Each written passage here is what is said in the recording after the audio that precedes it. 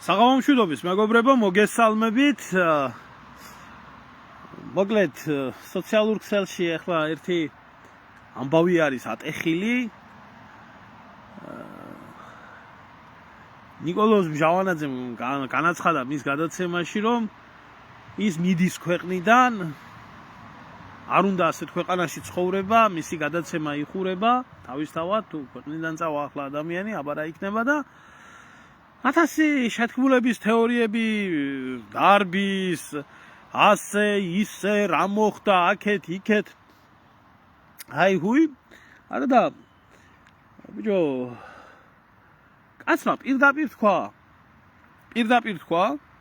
პირდაპირ გამოაცხადა, რის გამოც აქვს პროტესტი, რაზეც აქვს პროტესტი, რანაირადაც ხდება ამ ქვეყანაში სამართალწარმოება, საზოგადოებრივი ცხოვრება და ამ ყველაფრის და მიუხედავად კიდე 1000, რა ვიცი, შეთქმულების თეორია შეიძლება გაჩნდეს. მე არ ვიცი სიმართლე გითხრათ, კონკრეტულად ამ მომენტში რა მოხდა და როგორ მოხდა, მაგრამ ერთი რაღაცის თქვა მინდა ნამდვილად, რომ ეს არის გაბანძებული ქვეყანა.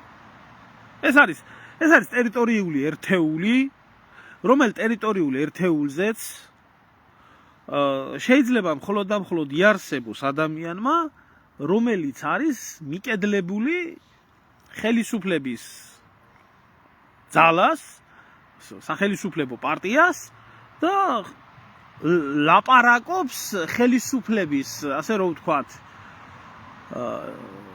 ნებადართული ტერმინოლოგიით და სხვა შემთხვევაში თუ თავისი აზრი გამოავლინა ნებისმიერ საკითხებთან დაკავშირებით, ის ადამიანი ამ სისტემისთვის მისაღები უკვე აღარ ხდება. და არა აქვს მნიშვნელობა ამ სისტემას, კაცო, თუ გინდა აგინე, თუ გინდა არაგინო, თუ შენ არ ახარ მონა, უშუალოდ მონა სისტემის და თუ შენ არ გინდა სისტემის სიტყვები ზუსტად ერთ-ერთში იმეორო, შენ უკვე საშიში პიროვნება ხარ. მე არ ვიცი მჟავანაძე სიმართლე გითხრათ, რა პრობლემები შეექმნა, რატო შეექმნა, როგორ შეექმნა. რა თქმა უნდა, ვიცნობ ამ ადამიანს, რა თქმა უნდა, მქონია ურთიერთობა, თავის დროზე საქართველოში ყოფნის დროს რამოდენიმეჯერ გადაცემაშიც ყავდი მიწვეული, ნორმალური ურთიერთობა მაქვს ამ ადამიანთან და ვიცნობ როგორც ადეკვატურ ადამიანს, რომელსაც თავისი აზრი გააჩნია, თავისი შეხედულებები გააჩნია, თავის სიმპათიები, ანტიპათიები, ყველაფერი ეს გააჩნია და ეწევა ჟურნალისტურ საქმიანობას. ახლა ვინმეს მოწონს ეს თუ არ მოწონს, ეს ალკე საკითხია, კაცო. მაგრამ მე სხვა რაღაცისკენა მაქვს, იცი, საუბარი. საქართველო ხდება თანდათან გამხდარია ეს ქვეყანა უკვე გადაქცეული არის აი ამ ზოოპარკად, რომელ ზოოპარკშიც თუ ბიძინას რომელიღაცა ეგზოტიკური ცხოველის ფორმა არ აქვს მორგებული, შენ იქ არ გედგომება არაფერი.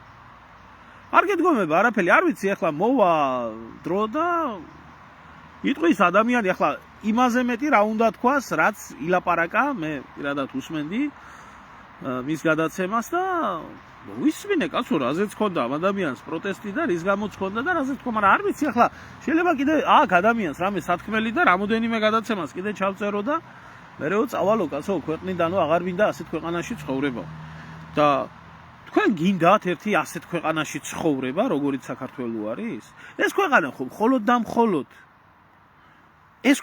მხოლოდ და მხოლოდ ბიძინას ზოოპარკისთვისაა. ან მეორე ზოოპარკი რო ყავს იქეთკენ, არაოფიციალური ზოოპარკი, რომელსაც 2003-4 წლამდე ასმევდა, აჭმევდა, მერე 2004-დან აფინანსებდა, შემდეგ კოჰაბიტაცია გამოუცხადა და ახლა დაუსჯელად გაუშვა საერთოდ პოლიტიკიდან და იმათ თავისი ფორმა აქვს და ის ფორმა უნდა ჩაიცვას და ისე უნდა გააგრძელოს ცხოვრება. ამათ გარდა ქვეყანაში სხვისი ადგილი რო არა, ახლა გაიგეთ? რა თუნდა ამას შეთქმულების თეორიები, რა შეჭირდება ამას ზედმეტი დამატებითი ინფორმაცია. ადამიანი, რომელიც აზროვნებს, საქართველოში ქართულ ქოცური სისტემისთვის ეს არის მიუღებელი, ეს არის ჩვეულებრივი დატენილი იარაღი მიდებული შუბლზე. ასია ეს. იყო სააკაშვილი და უნდოდა ბატონყმობა, არის ივანიშვილი და ივანიშვილი უკვე ბატონყმობაზე მეტი უნდა ივანიშვილს. ივანიშვილს უნდა წმინდანობა, თავის ქოცობას უნდა, რა ვიცი, წმინდანის თანაშემწედ ყოფნა ქვეყანაში და სხვისი ადგილი მაგ ქვეყანაში არ არის. გაბანძებული არის ქვეყანა ყველა მიმართულებით. ელემენტარულს გეტყვით, დღეს შეიკრიბა ეგრეთ წოდებული წმინდა სინოდი. ეგრეთ წოდებულს ვამბობ, იმიტომ რომ არ ვიცი მე, იმიტომ იქ ისეთი პირები არიან ამ სინოდში, მე იქ სიწმინდისას ვერაფერს ვერ ვატყობ, განსაკუთრებით, როდესაც წმინდა სინოდის სხდომაზე ძაღლის ლეკვებით დადიან და ისე ირკვევა ჯიპებით და ძაღლის ლეკვებით და იმით ისე ირკვევა იქ საპატრიარქოს საქმეები და არ ვიცი, განიხილებოდა ვიღაცა მღვდლების საქმე, რომლებიც აი ამ ოპოზიციის მხარე მეამბოხე მღვდლები რომ იყო. იმდენად სასაცილო და იმდენად სამასხარაოთა უკვე გამხდარი ეგრეთ წოდებული სინოდის სხდომა, წმინდა სინოდის სხდომა, ვისაც წაუყენეს ეს ბრალდებები და ვისთანაც ჰქონდათ პრეტენზიები, ისინი არც მივიდნენ სინოდის სხდომაზე. არც არაფრად ჩააგდეს. არ ვიცი მე რა გამოიტანეს, ახლა ჯაღმაიძე და მუჯირი რას ილაპარაკებდნენ, როგორ ილაპარაკებდნენ, რანაირად ილაპარაკებდნენ, რას გამოიტანდნენ, არ ჩათვალა რა იმან საჭიროდ და საერთოდ არ მივიდა სხდომას. აი ახლა ესეც ხო პარლამენტი არა, ესეც ხო პოლიტიკოსების არჩეული ეს ხო არ არის და რა ვიცი, მთავრობა ხო არა, ეს ხო წმინდა სინოდია, ეს ხო წმინდანი ხალხის ღმერთთან ახლოს მყოფელი ადამიანების შესაკრები ადგილია, სადაც ყოველ დღე ფიქრში და დარდში არიან და ლოცულობენ საქართველოზე, თითოეულ თქვენგანზე, თითოეულ ჩემზეც, ალბათ ჩემზეც, მიუხედავად ამ ყველაფრისა, ხო ჩემზეც ლოცულობენ, ალბათ ღმერთმა დალოცო. იქაც ასეთი ბალაგანია. დამისახელეთ სფეროს საქართველოში. არა მაქვს პრეტენზია, მანდა მაინც რატო არ ყვავის ეკონომიკა, რატო არა ეს. დამისახელეთ თქვენ მე ერთი სფერო საქართველოში, რომელიც სფეროც არის ნორმალურად ფუნქციონირებადი. დამისახელეთ სპორტის სახეობები. მთლიან სპორტზე არ მაქვს ლაპარაკი. მთლიან სპორტში რა ბალაგანია ეს ცალკე თემა არის. დამისახელეთ მე აი ფეხბურთი. მთელი ამ ხნის მანძილზე, არ ვიცი, მთელი ერი იყო გახარებული, ფეხბურთი იყო ქართველი ერის გამშეული, გამწარებული, გადახვეწილი ქართველებისთვის საამაყო და სასიამოვნო მიმართულება, რომელსაც დიდი ბედნიერებით უყურებდით. რა მოვიდა ფეხბურთს? რა ხდება ფეხბურთში? რატო ვეღარ თამაშობენ? როდესაც თავის დროზე უცნობი ფეხბურთელები, არ ვიცი, წინ მიდიოდნენ და მის მერე საუკეთესო კლუბებში გადავიდნენ და რა ვიცი, ახლა იქ პარი სენ-ჟერმენში არის, ეს მეორე საერთოდ ვილიარეალში არის და ისტორიაში ყველაზე ძვირიანი ესა, რა ქვია, ტრანსფერი არის 60 მილიონი ღირს. იქ მამარდაშვილი კიდე ლივერპულში არის, ახლა დანარჩენები შეიძლება არ არიან ასე ძალიან გაჩითული ფეხბურთელები, მაგრამ ეგარი დედმამიშვილებო, ასე სამარცხვინოთ რატო არიან? რა ხდება ამ ბიჭებს? რატო არა აქვთ ან სურვილი თამაშის? არა, რაღაცა ვერ ვხედავთ, იცი, აი мотиваციას ვერ ვხედავთ. ხო, ვერ ვხედავთ იმ мотиваციას, რა мотиваციაც იყო. ახლა შეიძლება ვიღაცამ პირადულად 1-2-ს გადააბრუნოს, მაგრამ ის გუნდური შეკრულობა, ის გუნდური დამოკიდებულება, ის ემოცია, ის გვერდით დგომა, თანაგზნობა, რაც იქაც რაშია საქმე? რა ხდება? რატო არ ხდება? რატო გაქრენ ამ ნაკრებიდან ზოგიერთი ისეთი ფეხბურთელი, რომელი ფეხბურთელიც მართლა აღმოჩენა იყო, იმედი იყო, გაგვახალისა, რა ვიცი, თავისი აზრი იქნა გამოხატული სხვადასხვა, როგორც სპორტსმენი, ისე ფეხბურთელი წარმატებული. რატო გაქრენ ეს ფეხბურთელები? რატო ესენიც აღარ ჩანან? ვინც ჩანან, ის ქოცია, ის ნაცია, ამის ის. რატო ხდება ეგ ყველაფერი? ერთი მარტივი მიზეზის გამო. ეს არის დამპალებული, აყროლებული ქოცური სისტემა, რომელ აყროლებულ დამპალ ქოცურ სისტემასაც აქვს ყველა მიმართულებით ერთი და იგივე სტრატეგია, ეს არის კორუფციის, ეს არის უსინდისობის, ეს არის უმადურობის, ეს არის შათლახობის სისტემა, რომელსაც ქვია სახელმწიფო ვერტიკალი საქართველოში და გეუბნებიან, რომ აი ისეთები ხო არა ვართ, როგორიც თქვენ იყავ. ამ დროს ეს ხალხი, აი თუნდაც ნიკოლოზი აიღეთ. აი ნიკოლოზი აიღეთ თუ გინდათ რა. მით უმეტეს ნიკოლოზს ბევრი ამტყუნებდა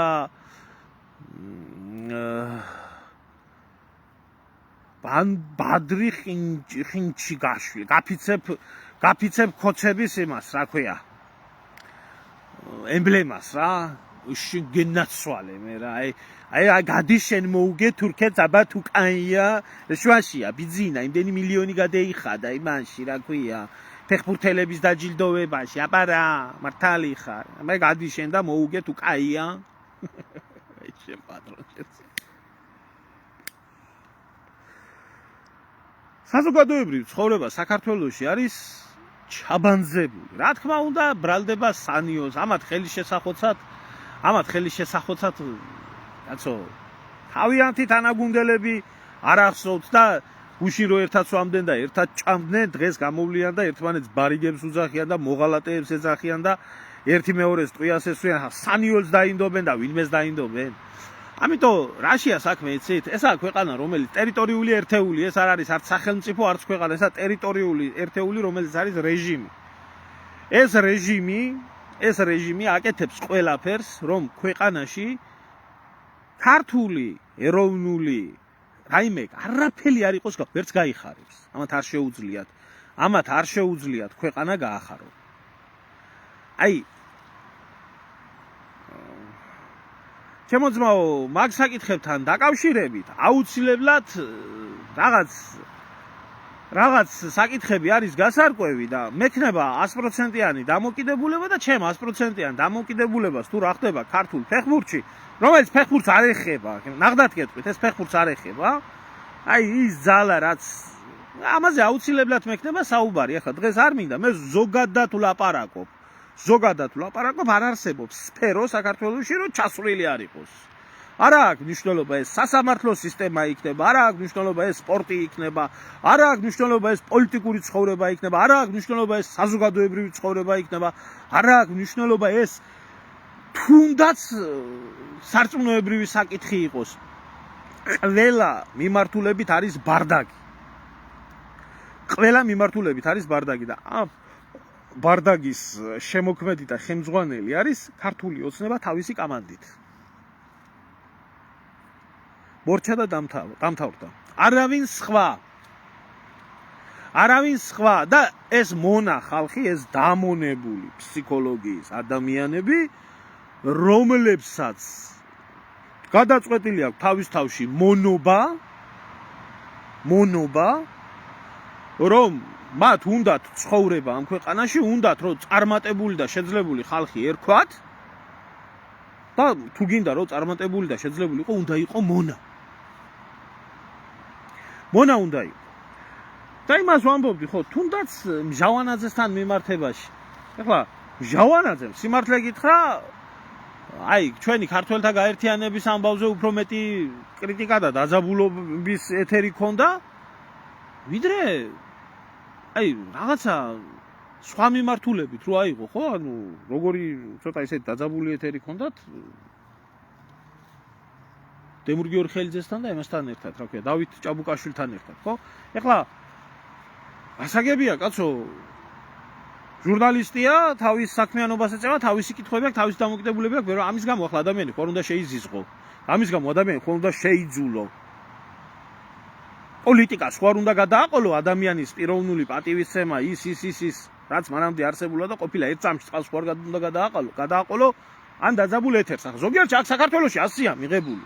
შენ ასე რატო ლაპარაკობ ასე რა? ბიჭო, კაცი კონსტრუქციულად ელაპარაკებოდა ამ სისტემას. როცა იყო კაის რასაც აკეთებდნენ და რასაც მიიჩნევდა სწორად, ივანიშვილი იყო, კალაძე იყო, ამბობდა კაის. რაც არ მოწონდა, ამბობდა ცუდს. არა აქ ადამიანს უფლება საქართველოში ილაპარაკოს კარგზე, კარგი და ცუდზე ცუდი. აი მე ვლაპარაკობ ამას ლაივებით. ის ლაპარაკობდა ტელევიზიით. აღარ დაუტოვეს საქართველოში ყოფნის არც სურვილი, არც ხასიათი, ისიც მით, კიდე ბევრი წავა მაგ ქვეყნიდან. კიდე ბევრი წავა საქართველოდან და გეუბნებით, კიდე ერთხელ გეუბნებით გასაგებ ენაზე. მალე რადიკალურად დემოგრაფიულად შეიცვლება. როგორც ფეხბურთის ნაკრებში გამოჩნდებიან არაბები, გამოჩნდებიან ზანგები, ასევე საზოგადოებრივ ცხოვრებაში. გამოჩნდებიან როგორც ოგბუნჯუ აპირებდა იმას, რა ქვია, სულ არაფერს არ უჩი კაი კაცი ყოფილა. თბილისის მერობა, ზოგი პარლამენტში, ზოგი გაივსება არაბებით ეს ქვეყანა. გაივსება ინდუსებით ეს ქვეყანა. გაივსება ირანელებით ეს ქვეყანა, თუმცა გავსებულია. სამაგერო ჩემო ინვესტიცია. იქნება ფული, იაფი ფული, ბაბა. იაფი ფული, იქნება არნახული აღმშენებლობა და იქნება кейფი და გუგუნი, მაგრამ ქართველი კაცი არცად არ იქნება.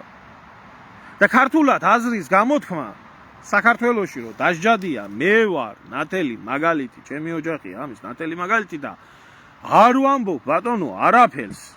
აგერა ამათ მიერ წარდგენილი ბრალდებები ჩემს მიმართ დიდგორობის გამო, ბლოგერის დადებული ვიდეოს გამო, დავით გარეჯის გამო, სხვა უამრავი რაღაცეების გამო, რომ არ შეიძლებოდა საქართველოში ადამიანს იაზროვნა, განსხვავებული გეთქვა და თუ 10-15 ადამიანი მაინც გისმენდა, შენ ისეთი პირობები უნდა შექმნოდა, რომ შენი ადგილი საქართველოში არ უნდა ყოფილიყო. არ ვიცი, ახლა სიმართლე გითხრა, ჯავანაძეს თავისი აუდიტორია საკმაოდ ძლიერი აუდიტორია ყავდა, საკმაოდ ბევრი მაყურებელი ყავდა, საკმაოდ დიდი გავრცელება ჰქონდა მის გადაცემას. არ ვიცი, ეს ალბათ საფრთხეთ აღიქვეს. ჯერ მაგ ემეთ რა ქვია, მაგ ტელევიზიის მეპატრონე დაიჭირეს, ჩასვეს ციხეში, არ ვიცი რა ბრალდებით, არ ვიცი როგორ, არ ვიცი რანაირად, საერთოდ არ ქონია იმ კაცს იმასთან შეხება. ახლა მე ალბათ თუ რამე იქნება სათქმელი, ამას თვითონ მჟავანაძე იტყვის და არ ეშლება მაგბით არც თქმა და არც ის და არც ეს და პირდაპირ უწოდებია, პიდარასტები ხართ თავრობაში, ესენი ხართ, ისინი ხართ, ასე ხართ, ისა ხართ და რატო ვლაპარაკობ, იცი? აი ეს იცის ჩემოკარგებო მონურმა ფსიქოლოგია. ეს იცის, ამაში არის დამნაშავე ყველა მონა, რომელიც გამორბის, წივის, კივის, ღმერთმა დაგლოცოს ბატონო ბიძინა, მიშა მოგვაშორე, 41 უნდა მოვხაზოთ, ომი არა, ყველაფერი კარგათა, ვინც ბიძინას არ ეთანხმება, ვინც ხოცებს არ ეთანხმება, მისი ადგილი დიქტატურა, მეთქი არაფერი.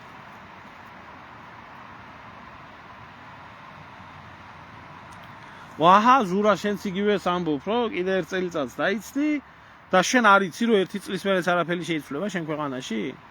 ყოველ შემთხვევაში სასიკეთოსკენ არ შეიცვლება, ჩემო ძმა. შენ ქართველი კაცი, სულით გულით ქართველი კაცი, ულამაზესი ქართული კუთხიდან, ლეჩხუმიდან, ულამაზესი სოფელი, ულამაზესი ქვეყანა, ვერ ხედავ პერსპექტივას, ვერ ხედავ წინსვლას. რატო? აი შენ ხო პოლიტიკოსი არ ახარ. აღარ იცხოვრება მაგ ქვეყანაში. აღარა ეგ ქვეყანა ქართველებისთვის. ეს ქვეყანა არის გადაქცეული ყველა რჯულისთვის გარდა ქართველისა. ასე ხდება ეს.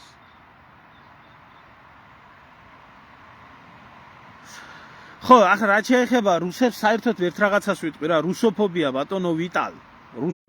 საერთოდ ფობიობა არის დაავადება, ფობია ნიშნავს შის, მაგრამ აი რუსოფობია ეს არის განსაკუთრებულად მძიმე დაავადება, რომელიც მძიმე დაავადებიდან ადამიანები არ იკურნებიან.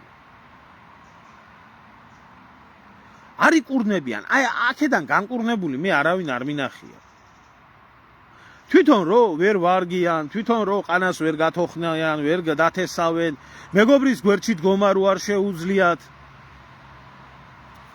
არაფერი არ ხდება, ქალბატონო მანანა აპირებს წასვლას საქართველოდან და იხურება გადაცემა. ალბათ ლიბერალ პიდარასტებს დიდი ტაშფანდური აქვს, რომ ეს რუსეთუმეს, ეს კრემლის აგენტი, ეს პუტინის აგენტი მჟავანაძე მიდის ქვეყნიდან და იხურება მისი გადაცემა და აი გამარჯვება ლიბერალური დემოკრატიული დასავლეთის რომ ეს ხდება.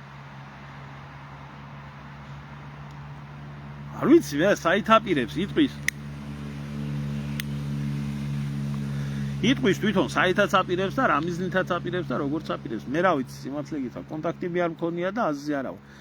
მე მაგ უბრალოდ მე ახლა ერთი რაღაცის თქმა შემიძლია, რომ ხედავ სოციუმს, ხედავ აქტიურ პიროვნებებს საქართველოში, რომლებიც პოლიტიკურ ფლანგზე იქნებიან, ჟურნალისტიკურ გზაზე იქნებიან თუ სხვადასხვა მიმართულებებზე იქნებიან, როგორ მოღვაწეობენ, როგორ ლაპარაკობენ, როგორი პოზიციები აქვს და ერთ-ერთი აქტიური პიროვნება თავისი შეხედულებებით და თავისი აზრით და თავისი სხვას თუ აქვს ვიღაცას თუ აქვს ამოსავალი წერტილი რომ ამერიკა და შიგ-ევროპა გადაარჩენს, სხვას აქვს ამოსავალი წერტილი რომ კაცო ის ფიქრობს რომ რუსეთთან დიალოგით შეიძლება საქართველოს პრობლემების მოგვარება. რა არის ახლა ამაში გადასარევი და რა არის ამაში ახლა უბედური. ზოგი ფიქრობს რომ გავთურქდეთ და შეუერთდეთ თურქეთს და ისლამური საქართველო გახდეს და არიან ეგეთი კატეგორია საქართველოს ეშველება ყველა. ვინც არ ფიქრობს ისე როგორც ფიქრობენ თვითონ, ყველა არის მტერი. ხოდა ეს კაცი ამბობდა, ფიქრობდა, მიდიოდა, მოდიოდა იმ რუსეთში საუბარი იყო, დიალოგი იყო იმ რუსეთის დუმის დეპუტატებთან, წარმომადგენლებთან, შუქდებოდა ეს ყველა. ეს იყო ამათთვის ისტერიკა. ალბათ დისკომფორტი დიდ ქოცობას შეექმნა ზუსტად აქედან გამომდინარე, იმიტომ რომ ქოცი თვითონ ვერსად ვერ წავა და ქოც მაგისტრაკი ვინმეცა რომ ვინმეს დაელაპარაკოს და ქოც ერთადერთი შეუძლია საკუთარ ხალხს გადაუაროს. საკუთარ ერს გადაუაროს, რომელსაც ხმელზე ეხვეწება. არ ვიცი, დანარჩენი გამოჩნდება როგორც უნდა, ფაქტია სახეზე რომ ამ მიმართულების ბრძოლა ჩაქრა არ მის ადგილს ნამდვილად არავინ დაიკავებს საქართველოში.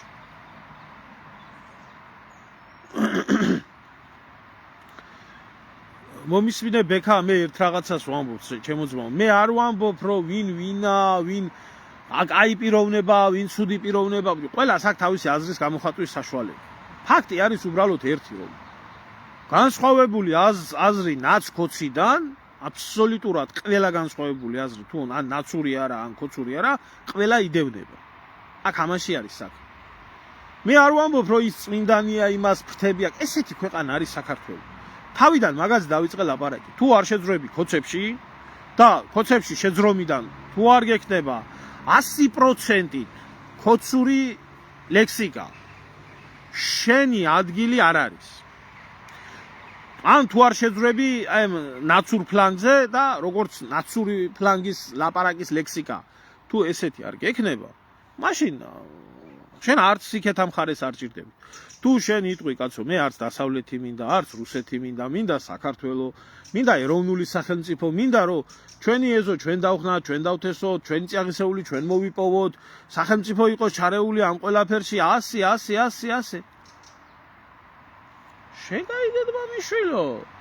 რატო ვარ? მე რუსი ვარ. ასე თუ ვამბობ. ირჯვართი წერ ქრისტიანი ხარ, რუსი ხარ.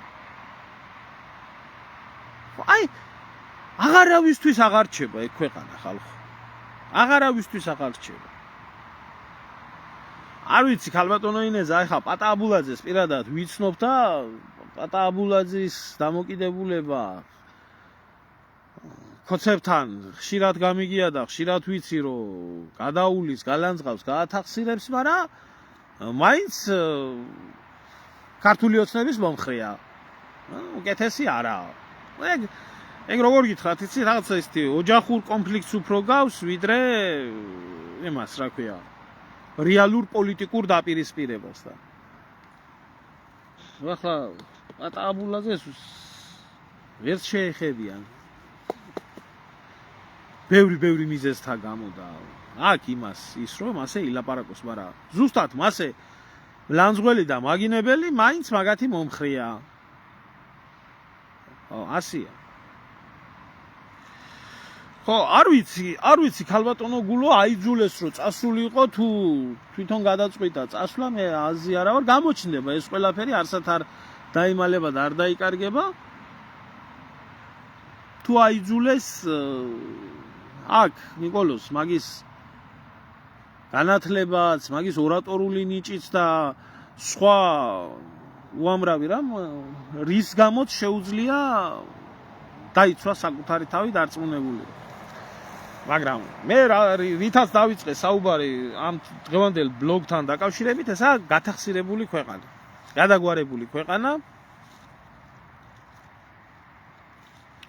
იგაც აბარა ჩამოვალ ძმაო, ოღონდ დამხვდით ერთი 300 მებრძოლი, აი როგორც 300 არაგველი იყო, ვინც იბრძოლებთ და ვიბრძოლოთ რეჟიმის წინააღმდეგ სისხლით და ხორცით და შევცვალოთ ეგ ყველაფერი, მაგრამ 300 კი არა, 3 კაცი არ დაგხვდება მაგნაირი. ამაშია საქმე.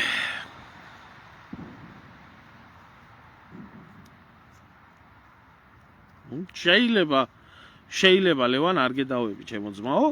ეს ხლა უნდა ვიჯდეთ, უნდა უყუროთ აი ამ ცირკს და ასე გაგრძელდება ეს ცირკი და ასე იქნება. ესაა ბალაგანი ქვეყანაში, ესაა ბარდაგი ქვეყანაში, რომელიც აი გქონია ერს, აი ხანდახან იფიქრებდი რომ ერთი ადამიანის ბრალია, ორი ადამიანის ბრალია, ვიღაცების ბრალია, ამის ბრალია, იმის ბრალია, თქვათ ეკლესიაში ჯაღმაიძეების და შიოსი და ამათ ყანდურების ბრალია, გადახედავ ახლა რაც ხდება. გადახედავ პოლიტიკაში, აქეთ ბიძინა ივანიშვილის ბრალი არის. ამ ხალხის ბრალი არა, ვისაც ასეთი ცხოვრება უნდა.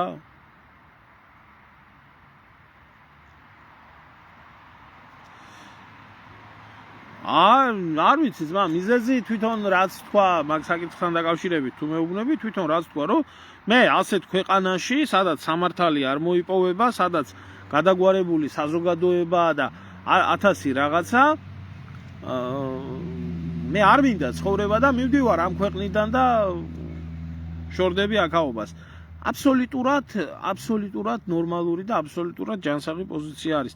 ეხლა იცი რა, ასე ლაპარაკობს ბევრი და მე ვიცი მაგ ბიჭის მიმართ რამდენი პროვოკაციები ყოფილა. განსაკუთრებით ქართული ოცნების პერიოდში. ხოცების პერიოდში. როგორც ჩემს მიმართებაში იყო პრობლემები, ისე მაგის მიმართებაშიც იყო უშიშროებიდან პრობლემები, იგივე დავით გარეჯთან დაკავშირებით. აზერბაიჯანის საელჩოსთან რომ მართავდა აქციას. შვილთან ერთად მოუწყეს პროვოკაცია. აღარაფერს ვამბობ, რომ ვიღაცა გირჩი შპინგალეტები დახვდებოდნენ და შენ ხარ მოღალატე და უძახებდნენ და შენ ხარ ეს და შენ ხარ ის და ვინ აკეთებდა ამას? უშიშროება. ქოცური უშიშროება.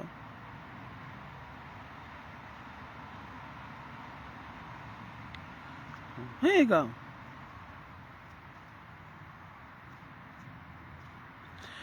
მე რო იმდენი ძალა მქონდეს, რომ ჩემი ჩამოსვლით რამე იცვლებოდეს ქვეყანაში, ახლავე ავიღებდი ბილეთს და გამოფრინდებოდი, მაგრამ რა აზრია? რა აზრია ამ დამპალ სისტემაში, როდესაც ისა მე ეს ხალხი, ხო იცი, კაი ბიჭი იყო, მაგრამ ხო ასე ხდება ჩვენ ქვეყანაში, მე იტყვი, არ ჭირდება, მე არავის ლირიკა. ძალიან კარგად ვიცი რა სისტემა მუშაობს საქართველოში და როგორ მუშაობს და არ მინდა ჩემო კარგო ჩემ ქვეყანას ენაცვალოს და ჩემ ერს ენაცვალოს ჩემი თავი ნებისმიერ მომენტში, მაგრამ უაზრო თავგანწირვის ეს სურვილი ნამდვილად არა მაქვს. ეგ კბილები დიდი ხანია გამოვიცვალე. ამიტომ აქედან უფრო უკეთესად ვახერხებ იმ პროტესტის მართვას და გაღვივებას და საზოგადოების ინფორმირებულებას, ვიდრე ციხეში რო ვიყო იქიდან რომ მოვახერხო. ამიტომ შვენივრად ვგრძნობ ასეთ თავს ჯერჯერობით და როდესაც იქნება, აი ვთქვათ, ქართველთა დიდ გაერთიანებაში, როდესაც შევიკრიბებით ერთი 20,000, 30,000 ქართველი, რომელიც რეალურად მზად ვიქნებით იმისთვის, რომ რაღაცა ცვლილებები მოახდინოთ საქართველოში, ჩამოვალ მაშინ. აბა, რა ვქნა? მანამდე ვიქნები ასე და სიმართლეს და ინფორმაციის ამ ვაკუუმში და სიბნელეში ჩემ ხალხს და ჩემ საზოგადოებას რითაც შემეძლება, აი ესე დავეხმარები. არ ვიცი, დანარჩენი ახლა რა გითხრათ, რომ მე რო გითხრათ, რომ ვინმე დღეს რომ ბიზნესტია იმას რა მეეშველება, მეეჭვება, არ არსებობს. ვინმე რუსოფობია იმას რა მეეშველება, არ არსებობს. ნაცების უკან მობრუნება, არ არსებობს. ეს არ არსებობს, ეს გამორიცხულია. ისა დაავადებული ავადმყოფი ხალხი.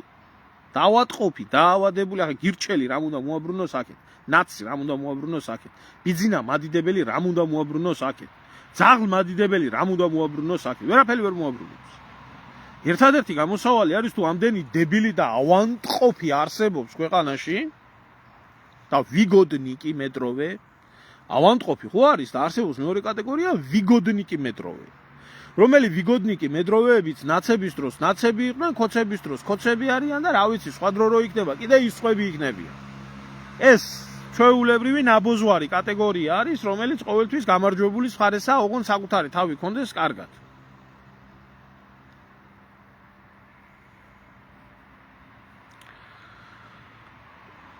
ქალბატონო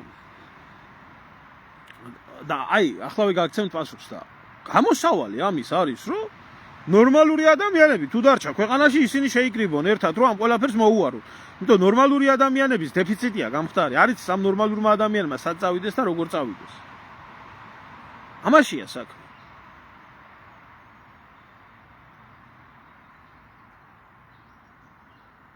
ნუ ეხა რას გეტყვით იცით აი ქალბატონო კი ბატონო ნუ გატეხეს ერი მონად გადააქციეს მოსამსახურებად გადააქციეს ქვეყნიდან გააქციეს ყველაფერი რა თქმა უნდა არ ვკამათობ მაგ ყველაფერში მაგრამ მე მინდა ერთი კონკრეტული მაგალითი მოვიყვანო კი ბატონო ეს გაუკეთეს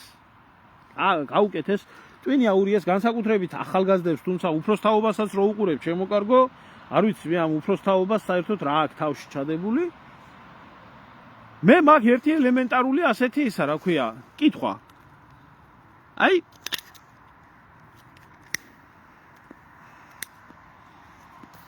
ახლა იყო ეგრეთ წოდებული არჩევნები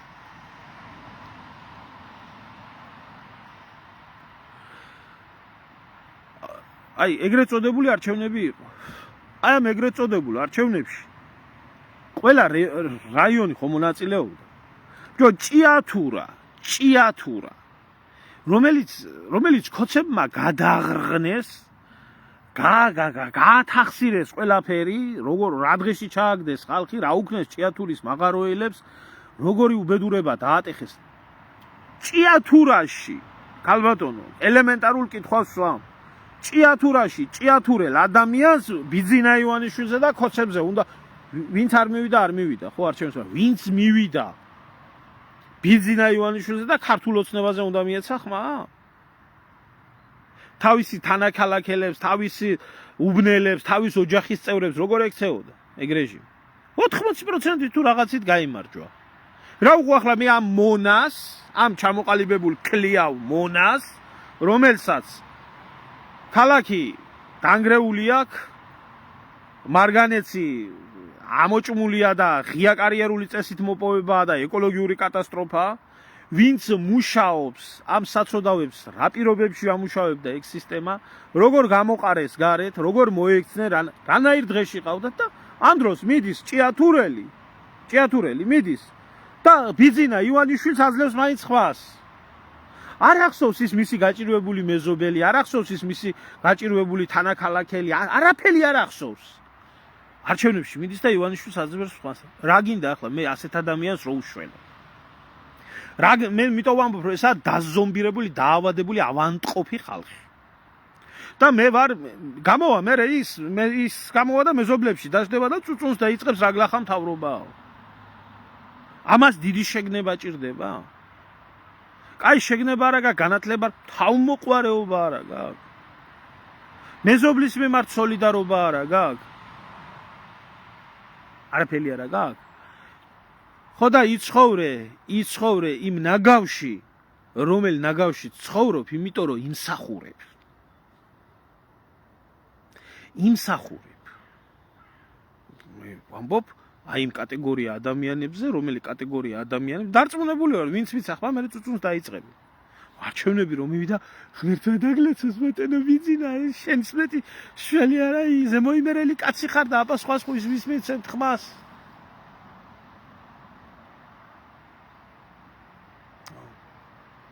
ამაშია საქმე და ვინც ვერ ეგუება მაგ ყველაფერს, არა სავალდებულო ხალხო, აი არ არის სავალდებულო მანდამაინც ყველა შიმშილით კვდებოდეს, არ არის სავალდებულო ყველა უწამლობით იყოს გადმოგდებული, არ არის იცი სავალდებულო ეს ყველაფერი. შეიძლება ადამიანს გქონდეს შესაძლებლობა შენ ქვეყანაში იცხოვრო კიდეც, შეგიძლია შენ ქვეყანაში იარსებო, არც შემოსავლის პრობლემა გქონდეს, არც ჯანმრთელობის პრობლემა გქონდეს, მაგრამ აღარ შეგეძლოს ამდენი ზომბირებული საზოგადოების ყურება, ამდენი მონის ყურება არ შეგეძლოს. არ შეგეძლოს. ამდენი გაჭირვებულის, ამდენი მათხოვარის ყურება არ შეგეძლოს. არ შეგეძლოს შენი ქვეყნა, იმიტომ რომ ვერ ცვლი ვერაფერს. და ადგენ მიდის ხალხი. ეგა. ეს იცის მონობამ. ეს იცის ღმერთმა დაგლოცოს ბატონო ბიძინამ და აი ხელისუფლება არ ყვნის ადამიანს, თუმცა გარყმა არც მანამდე არ აგდათ ამ ხალხს. აბსოლუტური ხელისუფლება აბსოლუტურად ყვნის. არ არსებობს ხალბატონო არანაირი ღირსეული პარტია და არანაირი არჩევნებში არ უნდა მიიღოს ადამიანმა მონაწილეობა ამ სანაგვეზე. უნდა დააჯდეს სახში და არ დგას ფეხი. არც ერთმა ნორმალურ. თუ ბოდიში და რევოლუციის ტრაკი არა აქვს, ერს თუ არა აქვს და ხალხს თუ არა აქვს რევოლუციის ტრაკი, მაშინ ბოიკოტის ტრაკი მაინც უნდა იყოს. არც ერთი უნდაც და არც მეორე უნდათ და მაშინ ნუღა იწუწუნებენ.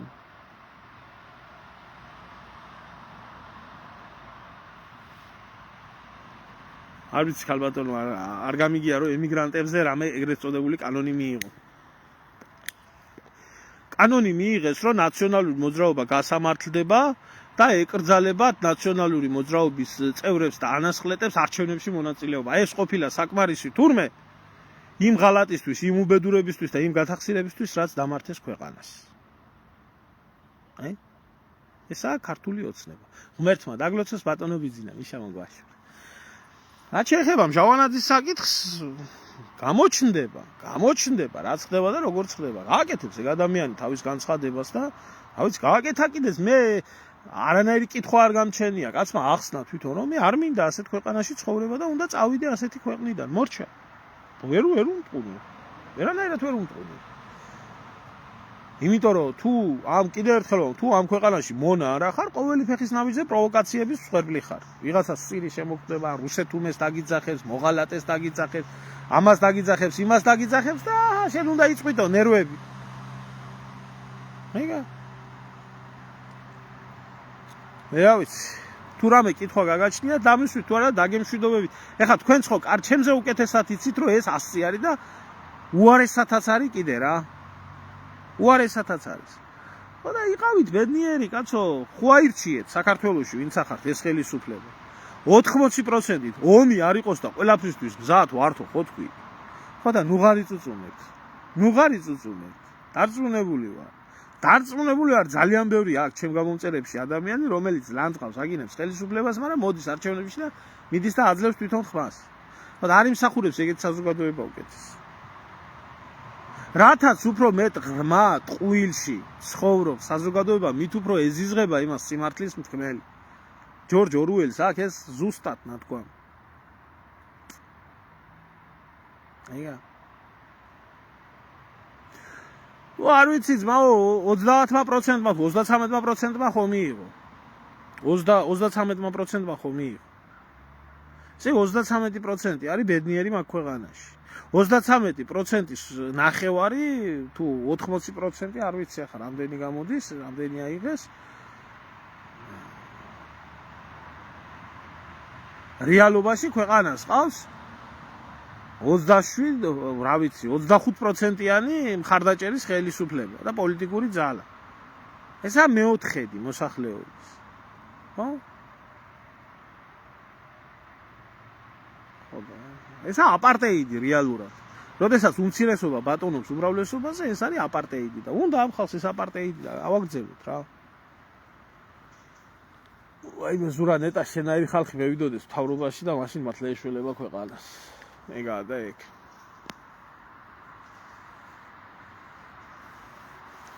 კი ბატონო. ხო, ადიღებს, არა, იმიტომ რომ შეშინებული. თუ გეშინია დაჯექს სახში და ისა რა ქვია. ყურდღლები გაზარდე, მაგრამ ბიჭო ჯობია არ წახვიდე და გეშინოდეს და იჯდეს სახში, ვიდრე წახვიდე და ესეთ სიდამპლეს დაუჭირო მხარი, რომელიც სიდამპლეც ხდება ჩვენ ქვეყანაში. სამწუხაროდ.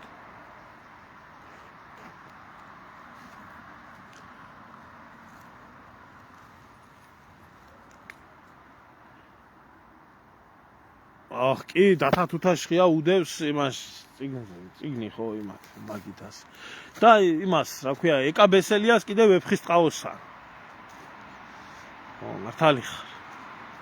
განსაკუთრებით სეთურის ეპიზოდი უდევს ალბათ და კითხავ მე არ ვიციო თვითონ თქვა ცოლი მიკითხავსო და ალბათ ცოლი უკითხავსა თვითონ ასრულებს.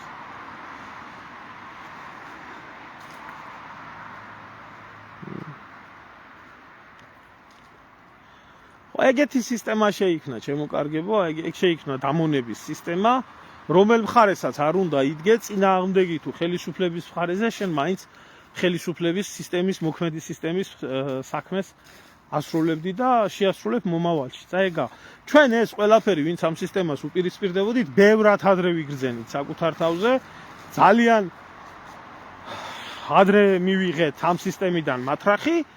ახლა უკვე ნელ-ნელა ეს მატრახი ხდება ყველას საზოგადოების ყველა ფენას, ყველა დონეზე. გურია თუ ვინცაა ჩემო ძმაო, ფაქტი ერთია, რომ რაფერაც უნდა ამ ქართველობას მიშკუაზე მიერეკება და მიდის და ზოპარკს აქვს ამ ოჩოპინდრეს დამგვანებული ქვეყანა. კარგად ზანდებოდეთ, მშვიდობა მოგცეთ ღმერთმა, თუ რამე სიახლეები იქნება გაგაგებიათ.